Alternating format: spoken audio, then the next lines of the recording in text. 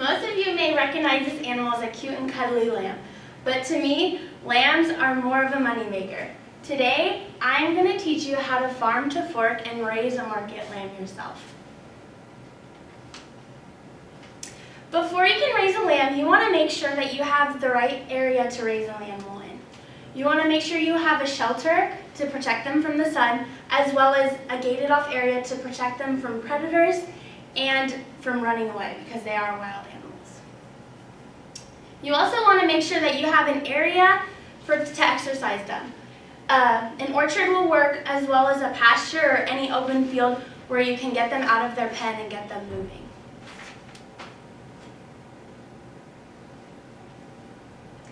You also want to make sure that you have the proper attire to raise the animal.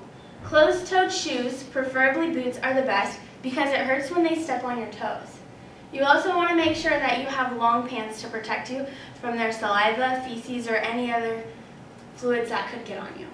When it comes to picking a lamb, there's going to be a pen full of them that you can choose from. You want to look at their posture, their flat back, and how square their body is. Those are going to be the best lambs, and they're going to produce the best meat in the long run. After you buy the lamb, then you have to tag its ear. Tagging its ear is pretty much giving it a social security number, saying that the lamb is legal, it's registered, and it's good quality. This does not hurt them. It feels just like if you were to pierce someone's ears. Now you have to feed it. Feeding, they get grain in the morning and night, and they get a handful of alfalfa per day. You don't want to give them too much alfalfa because the alfalfa will cause them to become bloated, which then their stomach will explode and they could die. You also want to make sure that they're getting an adequate supply of water. Not just any water, but clean, fresh, cold water.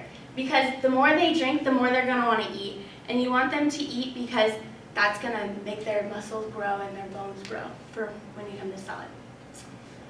Raising a lamb is kind of difficult to do on your own. You need to have more than one animal in a pen because lambs are known to be very social animals. So they're going to develop better as a lamb if they're with another one in their pen. They're also very stubborn animals. They don't like to walk, and they're very wild when they're young.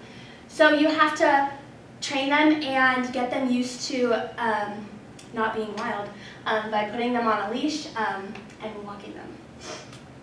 You also have to exercise them. Exercising them is going to help develop their muscles, and the better muscle they have, the better the meat's going to taste. So you do this by putting them on a halter and walking them. I personally walk mine 1 to 2 miles a day. You also have to practice handling them because when it comes time to show it, you're not going to be able to have a halter on it.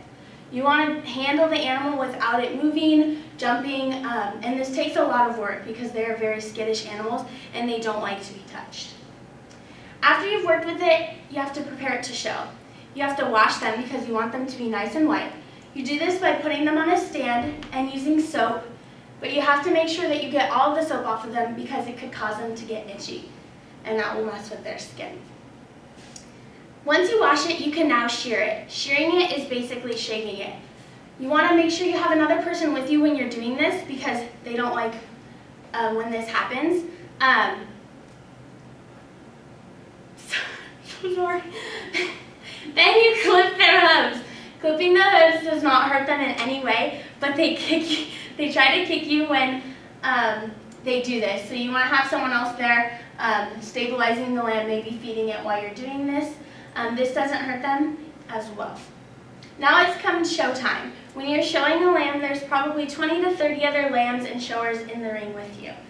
This gets very nerve-wracking. You get really sweaty, it gets really hot, but it's a very competitive sport, so you have to stay focused throughout your time in the ring. There's also a judge in the ring, and the judge is going to come up and touch your animal physically. This is where working with it ahead of time is going to really pay off. You want to have full control of the animal when they're being touched, that way they don't jump or get away from you in the ring. Now it comes auction time.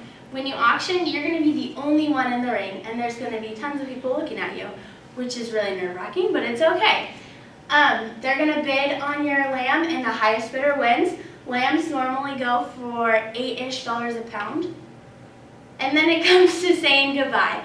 Goodbye is bittersweet, but you learn so many things along the way, like dedication and commitment. But you also get a really big check at the end, so it's really worth it. Mary had a little lamb, but now she wants a lamb chop. Thank you.